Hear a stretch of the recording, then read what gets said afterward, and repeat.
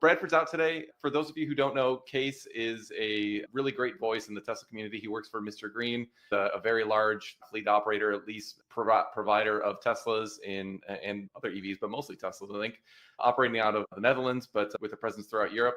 Kees has done a really great job tracking the regulatory approval process of Tesla in China. I think most of the audience watching is probably US based or North American based at least. I'm curious if you could maybe just give us an overview of what it's like for European FSD owners right now. Like, what is the actual functionality that's on the ground, and how does that compare to what comes basic with autopilot on every Tesla? It seems like it's a pretty limited step up capability. It's very, very limited. Well, we of course also have EAP, enhanced autopilot, and right now the only differentiating bit between the difference between FSD and EAP is only the automatic braking for stoplight and stop signs. Okay. But still, it also brakes for a green light, and then you would need to manually approve that it's indeed a green light and you can pass. So yeah, in essence, like the functionality of FSD is very limited. Even though I'm a big proponent of FSD, I still held off from purchasing it for my own vehicle. However, at MisterGreen, we have been, actually since Autonomy Day, we've been very much into FSD and believe that is the future. And I still hold that belief as well. But the hype train was so real back in 2020, and everybody was on the bandwagon. But actually, FSD in the Netherlands and EAP have become significantly worse through legislation. So the conviction or the belief that Tesla is going to be the winner in the space, it's not a reality for people here in Europe, only for people inside the Tesla community. Yeah, so it's a big difference compared to what you guys get to experience over there, as well as the Chinese right now.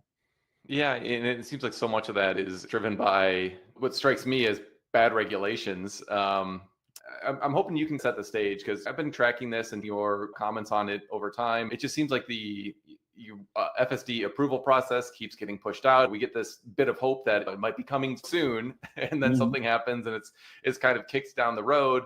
And then the last time I got excited about it, I don't even remember when this was, but the update that we got came in, it was like FSD was going to have to prove in every single situation that it was exactly predictable how it would react, which is impossible with a neural net that is essentially a black box, if not deterministic. So to me, I wasn't sure if that was an intentional effort to neuter autonomy or just bad legislation. No, like in essence, like the whole ideal behind wanting to have harmonized regulations for a global introduction of a new technology is, of course, something that's good. Mm-hmm. But the process leading up to where we're right now has been different, because first we had emergency braking systems and the advent of ADAS systems such as lane keep assist. For each safety system, a very strict framework was placed before you could deploy it on a car, because in the end it's all about protecting consumers and the end users of the software. As ADAS grew more advanced, it started to become more and more difficult. So in the beginning, the autopilot systems until, let's say, 2018, 2019, were actually functioning well above and beyond what we're experiencing right now. And then there was a regulation, from the top of my head, that's 157, so UN Reg 157, that's for automated lane keeping systems. And you have also number 79 for steering equipment. But there's so much overlap and restrictions that in practical scenarios, it's rendered useless, actually. And in a lot of instances, it actually becomes pretty dangerous. Like the fact that for a lane change, you have a maximum amount of 5 seconds. If it doesn't make that lane change within that time frame, it aborts and goes back to its original lane. What? Yeah.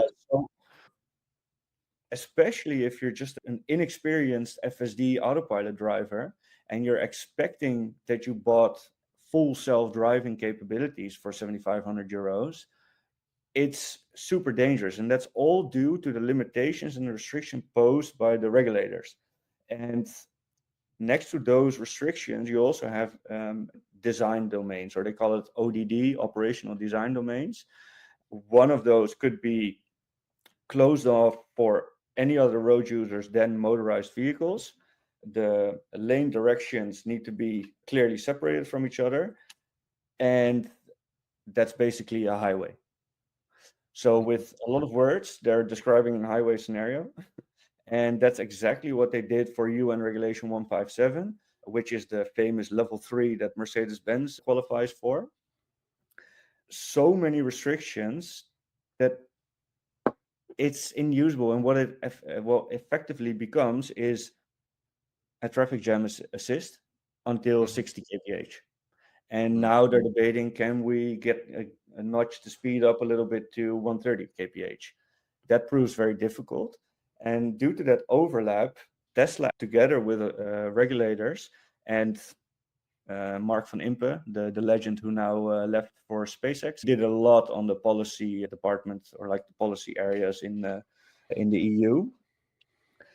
He started an initiative to get FSD supervised on the road, because that level 2, level 3 distinction makes it very difficult for something which is has a design intent for like level 4, level 5 full autonomous driving. But in the meanwhile, the driver is still responsible. So they came up with a new regulation, 171, and that's for DCAS, dynamically controlled assistance systems. And that We need another acronym. That's really great. I hope people are not falling asleep right now, but that would essentially allow for the introduction of FSD supervised from the UN. The UN would impose that on the 81 member states that abide by this. It's a worldwide effort, and September last year, it was going in the right direction, and it appeared that it would be voted on like positive. But what happened, the UK and Sweden and Norway and the Netherlands, they just like last minute did an extra proposal, and that has become the one series amendments to this. They want to make a case to not include system initiated maneuvers outside of the highway. By giving that proposal, it makes FSD nothing more than... What's the point of that proposal? I mean, it just seems... Well, most of all, it's mainly about safety concerns. There's this concept called over-reliance. They think that people acknowledge that FSD has become so good that people are lazy by nature, and that they're going to rely too much on the software, and that will eventually cause more accidents. Or what they also state is that they want to gather data or establish a baseline of human driving, and want to now prove or find proof for diminishing of capabilities of people that actually de-learn how to drive. And that argument, I think, like, driving is almost like riding a bike. Once you've learned it, you can't really unlearn it with like some factors not taken into account. But it just seems like this is having the opposite effect of what they'd want. If the concern of all these regulations is ultimately safety, that should be the concern, right? The point is, wouldn't getting a more capable system out as widely as possible, I mean, maximize the safety? And like, to me, it just seems like you've got a perfect use case, or I guess test you could see, like, are there instances of people forgetting how to drive in the United States where this is live? Or are there instances of, significant increase in accidents because people are getting too comfortable with the system? As a user of this FSD system, it just seems so laughable that they'd be holding off life-saving technology for this reasons. Sense, because I compare FSD and the whole development trajectory of FSD as a human driver learning how to drive. So in essence, it's a student driver. Students make mistakes. Even graduated drivers who passed the driver's license are usually young, more reckless, and more inclined to have accidents. We need to apply the same set of rules as we would to a human, because in essence, we're learning a human how to drive. That human will drive a lot better, but it will make mistakes in the beginning. So that whole supervised path makes perfect sense. There's a big shift, because in the past you had Mercedes coming out with top systems in the S class, or BMW in the 7 Series. That's where the high-end technology comes. In the end, that trickles down to the consumers as proven safety tech. That's where the regulations and the like commercial use of those regulations into a safety pack or a comfort feature makes perfect sense. But a self-driving feature, which will replace the human, you cannot hold it by the same legislation. You need to let it roam free a little bit, but have supervision, just as you would treat a human. Drive around a little bit, you're in control, but there's a supervisor next to you learning how to drive or teaching you how to drive. It makes no sense to be so strict in this early stage of development. It makes no sense to me. Yeah, so you put out a very detailed article recently outlining exactly where we are in this process.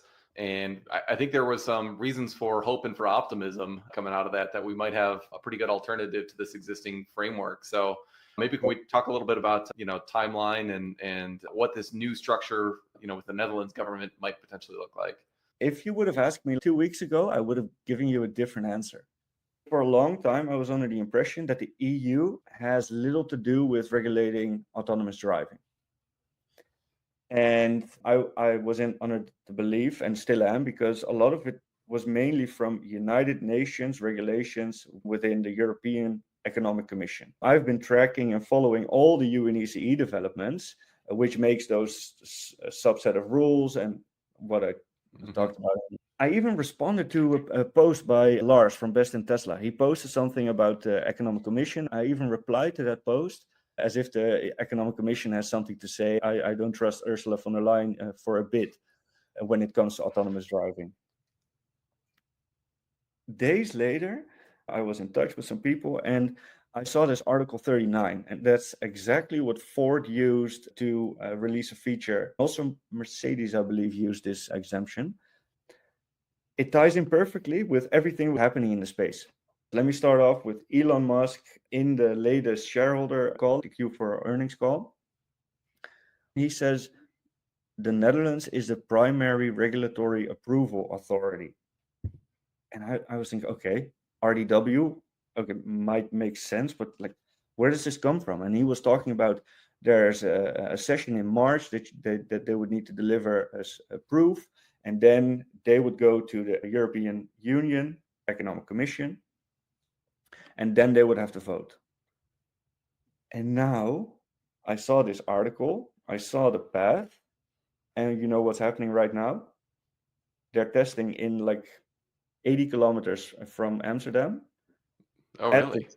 At the Joint Research Council location from the Economic Commission. They're So testing. is this like a test track? It's not public roads? I'm driving there tomorrow. I have no clue what it is. It's very, very much far off and on the countryside, and I'm a city boy, so I need to find out. They're testing FSD right now and doing their stuff as we speak. Approval might come soon. In May is the next voting session where the Economic Commission has to decide whether or not to go EU-wide. The Netherlands will be the first to get FSD supervised, if approved. And then what it triggers is, because the RDW is like the European type approval authority, that sends a signal to the European Union and all its member states. And then member states can decide whether or not they take over this FSD approval by the RDW. And then in May, we can see a more widespread adoption or introduction of FSD. Let me try to summarize everything you said and see if I got the main points right. This testing is ongoing right now in the Netherlands. Approval could be in weeks for FSD in the Netherlands. Is that accurate? It might go that quickly, because if Tesla makes a good case for FSD, delivers the data that proves that it's as safe as a human being, and meets all the safety and environmental requirements, then the RDW, the Dutch type approver, can decide to grant exemption for FSD to be released in Europe before the whole global regulatory framework is done. So it would be Europe-wide initially, and then in May it could go worldwide for this UNECE approval. Is that right? Starting in the Netherlands, because RDW first and above all regulates the Netherlands, but it's also the European Type Approval Authority. So member states like France or Germany can decide to just take this ruling and say, okay, we're going to allow it as well. But I'm not sure if that's going to happen. March or early April approval FSD only for the Netherlands. Then we might see it to other countries.